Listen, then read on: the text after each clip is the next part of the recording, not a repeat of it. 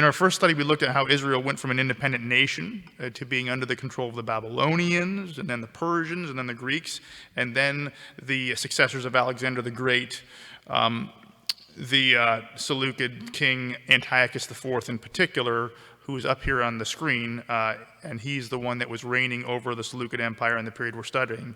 In our last study, we talked about Hellenism, that is to say, the spread of Greek culture during their period of domination. And we talked about how revolutionary and how innovative Greek culture was. We talked about how the Greeks practiced colonizing the areas that they conquered, unlike the Persians and the Babylonians. Wherever they went, they put colonies down, and it brought Greek culture to everyone's doorstep, including Judea's doorstep.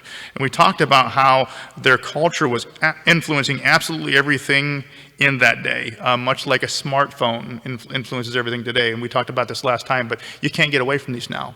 It literally is touching everything. It affects everything that you do. That's what Greek culture was doing back in that day. And we also talked about how the Jews were divided on the presence of Greek culture. Some thought it was a wonderful thing, and they thought it would benefit the land and the Jewish faith, and they sought to encourage it in Judea.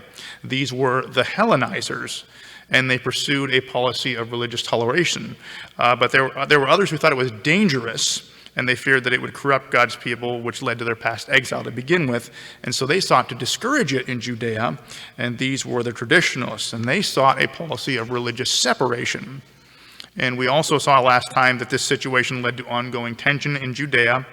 The Jewish high priests tended to be traditionalists, so they did their best to keep Greek culture out of the land, but they were fighting a losing battle, and there were plenty of Hellenistic Jews that sought a more accommodating policy to Greek culture in Judea. And with all this in mind, what we brought out in our last study was that the land of Judea was like a powder keg ready to go off.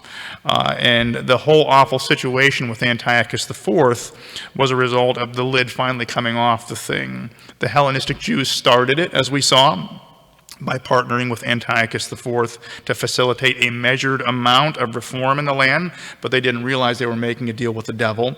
And Antiochus escalated it. He installed a new high priest, and he pushed the reforms too far, and this led to reactions from the Jews, which led to Antiochus's invasion of Judea in 168. And that all led to the situation we left off in last time, where the temple was desecrated, and there were Judaism was basically outlawed under the penalty of death. The temple was completely desecrated. Seleucid forces were traveling through the land, entering towns and villages, and compelling people to make sacrifices to the Greek gods. And it is in this desperate situation that the traditionalists mobilized, and they fought back, and that's where we left off. And so I left off here last time, but I'm going to mention it to you again. This is Mattathias. Okay, Mattathias is in one of these villages. Again, Judea is invaded. The temple is desecrated. They're under military and martial law. They're being compelled to worship to the pagan gods. And in one of these villages, it's called Modin. It's in central Israel on the right on the border of the West Bank. Seleucid officials entered that village and attempted to force a sacrifice. And Mattathias was a religious leader in that town, and he's called upon to make a sacrifice to a pagan god as an example, and he refuses. He said, "No way, I'm not going to do it." And then instead, a Hellenized Jewish citizen steps in front of him and attempts to comply with the sacrifice. And Mattathias sees this, and he pulls out his knife, and he kills the man as he's attempting to make the sacrifice. And then he turns and he kills the Seleucid official who tried to force the sacrifice to begin with. And then he destroys the pagan altar. And then he flees to the hills with his 5 sons, where they are joined slowly by like-minded traditional Jews who share their zeal. And so the Maccabean revolt begins. Now, before we go into the specifics on what happens next, there is a crucial element emerging that gets missed that puts this whole thing into perspective, and here it is. The Maccabean revolt did not start out as a Jewish war for national independence against the Seleucids. It was not Jews fighting Seleucids to begin with. The Maccabean resistance forces were not even targeting the Seleucids to begin with. The Maccabean revolt started out as a Jewish civil war, okay? It started out as Jew fighting fellow Jew, or more specifically, traditionalist Jews like Mattathias fighting against Hellenized Jews like that guy who tried to offer the sacrifice in Modin, okay? This is why understanding the underlying dynamic is so crucial to understanding the revolt. The crosshairs of the Maccabean revolt were aimed directly at the Hellenized Jews among them, and any conflict that the Maccabeans had with the Seleucids was secondary to them and undertaken only when necessary. So to be clear, the goal of the Maccabean revolt when it began was not national independence from the Seleucid Empire. That did eventually happen, but that wasn't the driving force initially. When it all started, the goal was to preserve the Jewish faith and to cleanse the nation of idolatry. And for this reason, their actions were not taken against the Seleucids. Rather, their first moves were against the Jews among them who were cooperating with the Seleucids, that is to say, the Hellenists, okay? And as the Maccabean movement grew and strengthened, it became more of the Jewish struggle against the Seleucids that we memorialize. But that was only after the Jewish civil war was settled in the traditionalist favor. And understanding this, again, helps us to correctly process what happens next. And I'm going to tell you now. Regarding the revolt, Mattathias had 5 sons: John, Simeon, Judah, Eleazar, and Jonathan. And they fled to the hills with him. And they were soon joined by like-minded traditionalist Jews who would not stand by and watch while their nation was being forcibly defiled. Okay? Though they were few in number by this time, they all shared a willingness to do whatever it took to stop the Hellenization of their land. And they were prepared to endure any hardship and make whatever sacrifice was necessary, including laying down their own lives for this cause. Okay? And shortly after they all fled to the hills, Mattathias died. And again, we don't know exactly how he died or when he died, but we know that it was very early on. And with this in mind, Mattathias' main contribution to the Maccabean revolt was the initial response in Modin, which we just talked about, and the passing of his mantle of leadership to his son, Judah Maccabee. Okay? He was also credited with removing the cultural restriction against fighting on the Sabbath. At this time, there was a restriction. You don't fight in the Sabbath. And the Jewish scriptures weren't clear of it about whether you weren't supposed to fight or not, but people believed that you weren't supposed to. And Mattathias came in and says, oh, no. If we need to fight in the Sabbath, we're going to fight in the Sabbath. No question about that. And this cleared a lot of confusion for his followers and strengthened the movement going forward. But when Judah died, he appointed his son Judah, or Judas, as the leader and successor. And by all accounts, he was brave, he was inspiring, he was devout, he was uncompromising, and he was absolutely brilliant as a military commander. The Maccabean revolt would have been squashed in its infancy had it not been for his leadership. His brave and his successful leadership of this revolt eventually earned him the nickname Maccabeus, which means the hammer, okay? And so that's where we get the Maccabee from. It's not his actual name, it's a nickname. And they called him the hammer. And the title Maccabean Revolt is based upon that nickname and is based upon his central role for it. And by the way, for future reference, the Hasmonean dynasty that eventually followed after Judah's death is based upon the family name of his father, Mattathias. And the rulers of the Hasmonean kingdom were descendants of Mattathias, and we'll talk about that at a later date. But in this earlier phase of the revolt, Judah Maccabee found himself in command of a few hundred men. And though all these men were fiercely loyal and would fight to the death, Judah understood that they didn't stand a chance in pitched battle against Greek phalanx, all right? And it was his ability to think outside of the box that really made him unique as a commander. Greek phalanx, they had this way of linking their shields together into a formation, and they would just kind of move forward and they would push through. It was like an immovable wall that would just crush people. And it was a very, very fierce thing. It had been in place for a long time, and Judah understood that he didn't stand a chance against it. So understanding his limitations, Judah organized and trained his men in a way that compensated for this weakness and exploited the Seleucids. In short, Judah organized one of the earliest examples of a guerrilla campaign. You ever read about Fidel Castro in Cuba and stuff like that? One of the earliest examples of that is Judah Maccabee right here. He drilled his men for speed. He taught them how to move in and strike and withdraw with such speed that his enemies didn't even know what hit them. They didn't even know what was happening to them until it was over. In other words, Judah didn't have the numbers to fight the Greek phalanx head on, but he understood that their greatest strength was also their greatest weakness. They may have been strong, but they were large and slow. And Judah organized his army, his little militia, to be small and fast. And he also used his superior knowledge of the terrain to lure the Seleucid forces into places where he could exploit this advantage. And as a result, much harder and larger Seleucid forces were defeated and sent fleeing over and over again as a result of his tactics, okay? Now, as we said before, the initial phase of the Maccabean revolt was a civil war, all right? But in reality, it's worse than that, and it's not talked about much. And it's more complicated to process. So here it is, okay? The Maccabeans in the early stages began by conducting lightning raids on Jewish towns and villages which they deemed most compromised by Hellenization. How did these guys start? Did they start by fighting the Seleucids? No. They started by invading Jewish towns that were most compromised by Hellenization and most cooperative with the Seleucids. And when they entered these towns, they burned down the pagan altars, as Mattathias did in his hometown. And they killed those people in the towns that were most responsible for cooperating with Seleucids and leading people into pagan worship, as Mattathias had done with the guy that tried to move in front and comply. And then they went further. They rounded up all of the male children in the town, and they forcibly circumcised them, those who were not circumcised. One of the things about Hellenization was that circumcision was seen as disgusting, and so there was a real rub there, and it had to do with Greek sports and the way that they performed in the nude and all that kind of stuff. It was all involved in that, but there was a lot of Jewish male children that didn't want to get circumcised, and these guys came in, and when they found that out, they just forcibly circumcised them right there.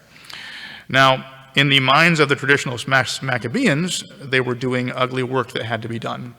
They were purging the land of pagan compromise. They were cutting out the cancer. It was a painful operation, but it was necessary to save God's people. That's at least what they were thinking in their minds. But in the minds of the Hellenistic Jews who were on the receiving end of that, they were being terrorized by these guys, terrorized. So I'm just hit pause for a second. What are your thoughts? All right. What do you think of that? That's the way the Maccabean revolt started, straight up. They were riding into Jewish towns that were people that were more pro-Hellenized, and they were doing this. They were killing, and they were circumcising, and they were burning, and all those kind of things. Does that bother you? Is it confusing? I don't think they should have been doing it. Yeah. You read this stuff, and it's kind of crazy. You know, and so what do we do with this information? You know what I mean? Well, I think that here's my thought. My thought is that the end never justifies the means, okay? The end never justifies the means. Yes, the Seleucids were entering towns militarily and compelling sacrifice to the Greek gods, but the Maccabeans were doing the exact same thing in reverse. They were entering Jewish towns militarily, and they were compelling obedience by force. They were killing, they were forcing circumcision, all those kind of things. My point here is that you can't imitate your enemy without becoming your enemy. It's just like we're called to imitate Christ, and we kind of become more like him in the process. What they did was bad stuff, and it lays the foundation for much of the problems that the Jewish nation had later on. You ever read through the New Testament and you say, how in the world could they turn on Jesus and crucify him that way? Well, there are foundations for that behavior that are laid in these initial actions by the Maccabeans, and we need to keep this principle in mind today. And also a reminder, something we talked about a few weeks ago, Daniel the prophet laid out a different course in response to persecution. He said, refuse to comply. When people try to force you to worship a false god, don't do it. Don't comply. Even if that means be faithful unto death, even if that means they kill you, do not comply. But let God be the one to fight for his people. Let God be the one to preserve his faith, that kind of thing. This is different. They're kind of taking up God's sword for themselves, and there's consequences to that. But eventually, the Maccabean raids gained the attention of the Seleucids, and the pro-Hellenistic Jews, who were being terrorized by the Maccabeans, appealed to the Seleucid government for help from the Maccabean raids. And the Seleucids started sending armies to deal with them. And so what I'm going to do is go through you now the main battles, and then we'll call it, okay? But the first response by the Seleucids, this is where the actual battles between the Maccabeans and the Seleucids happened. The first response was led by Apollonius, and Apollonius was the Seleucid military governor left behind by Antiochus IV when he occupied Jerusalem and desecrated the temple in 168. And Apollonius assembled 2,000 men, and he marched for the Gophna Hills in present-day West Bank, where the Maccabeans were hiding at the time. And Apollonius came in thinking that he was about to squash a disorganized bunch of rabble-rousers, is what he thought was going to happen. And he was sorely and fatally mistaken in that estimation. And this is where we start to see the guerrilla tactics of Judah Maccabee coming into play. Judah saw him coming, and he sent some guys out to kind of lure them into the hills and further in onto hilly terrain where it was impossible for them to form into their phalanx. And once he had them in that area where they couldn't form into their phalanx, he had 600 men with him at the time. He completely surrounded them just outside the town of Wadi Haramia, and he slaughtered them all, sending them fleeing. And Apollonius, the military governor, was killed in the fighting. Judah took his sword and used it in the battle, and he wielded it up and held it as like a sign that God was with them. And that was the first victory. Now, according to the book of 1 Maccabees, a 4,000-man army under the command of a Seleucid general by the name of Sauron is what happened next. It was the Battle of Beth Horon in 166 BC. That happened next. Judah ambushed the army, sending them fleeing as they traveled through a very narrow pass in Beth Horon. Again, he used the terrain to his advantage and got them there. There is no contemporary record of this battle, so this battle gets overlooked, but it's still mentioned, so we're going to mention it here. But by now, Antiochus IV is starting to take the Maccabean revolt a bit more seriously.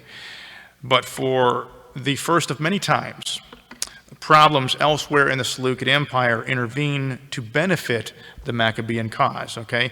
The first such intervention is a Parthian invasion far in the east, which requires Antiochus IV to mobilize the bulk of his army and head east to put down this invasion.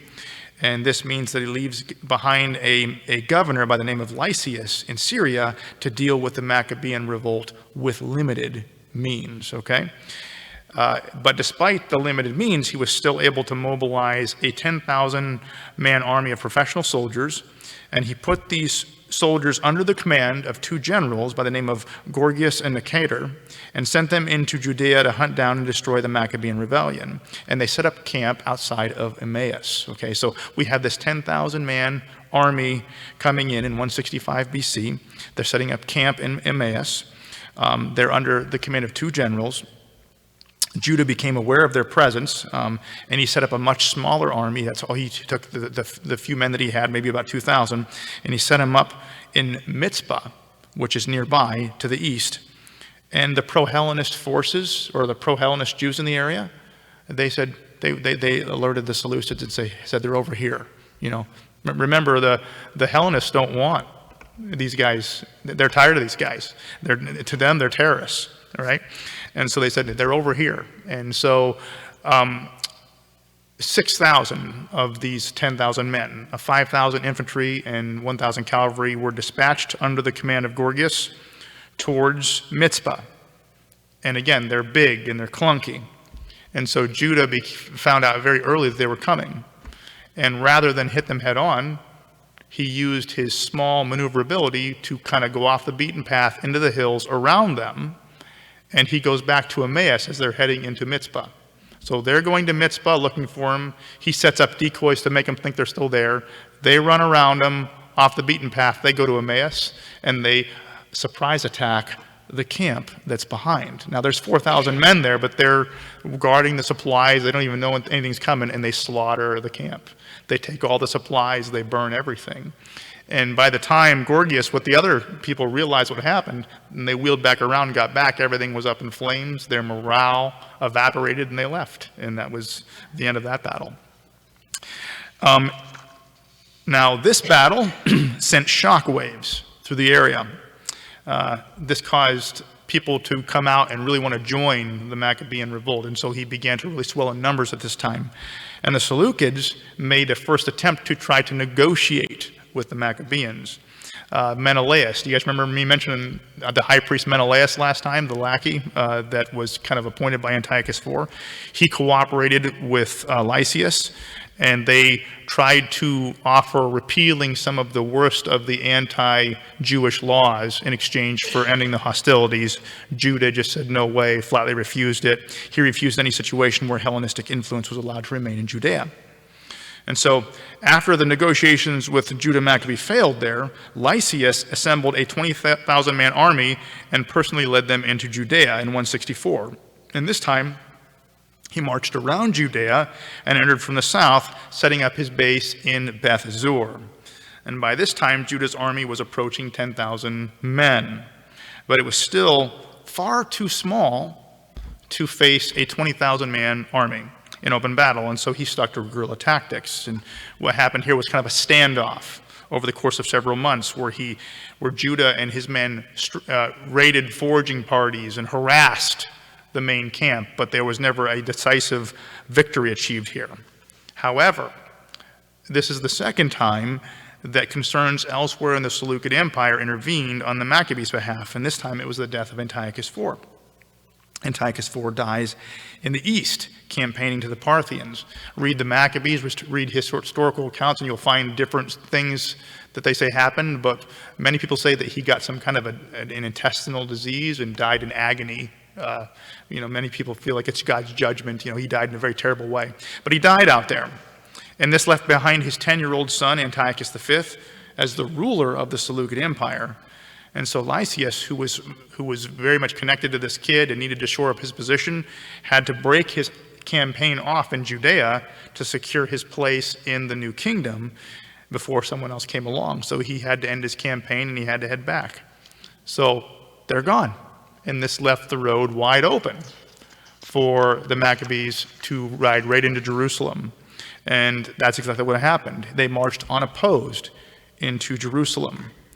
And by they, I mean the Maccabeans. And there were still Seleucid forces and pro-Hellenistic Jews in the area, but these all retreated to the Acra. You guys remember when I mentioned the Acra last time? It was a military fortress that was set up by Antiochus when he invaded. These all retreated to the Acra and kind of set up and hunkered down there. But they were inoperative. They were just hiding. And then Judah came in and took the city, and he proceeded to cleanse the temple. He removed the altar to Zeus and all of the idols present in the temple, and he installed his younger brother Jonathan as high priest instead of Menelaus, who was in hiding, and he rededicated the temple to God. And it was at this time that he relit the temple flame, the menorah. And this is where the legend comes that the temple was so thoroughly pillaged at the time that there was only enough oil for the candle to be lit for one day, but God intervened and caused it to burn for 8 days, and they call that the miracle of Hanukkah. That's what they're celebrating every year with Hanukkah, is the rededication of the temple when the Maccabees come in 164 BC after all this conflict so far. Okay, makes sense? That's where it comes from. Now, Judah continued his campaign against the Hellenist influence in Judea by sieging the Acra. Remember, they're not gone. They're hiding. There's forces behind. There's pro-Hellenist people still there. He's trying to get rid of all that. And so he starts sieging the Acra. And he thought that Lysias would stay away. Like he'd be tied up there in Syria and wouldn't want to mess around.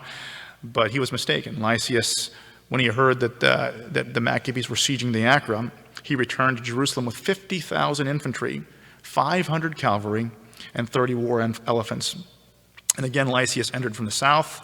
Judah was forced to break his siege on the Acra, and he went out to meet Lysias with a 20,000-man army at Beth Zachariah, south of Jerusalem. And up to this point, he had used guerrilla tactics in his war. But this time, he chose to fight them in open battle. And when he did that, he was defeated.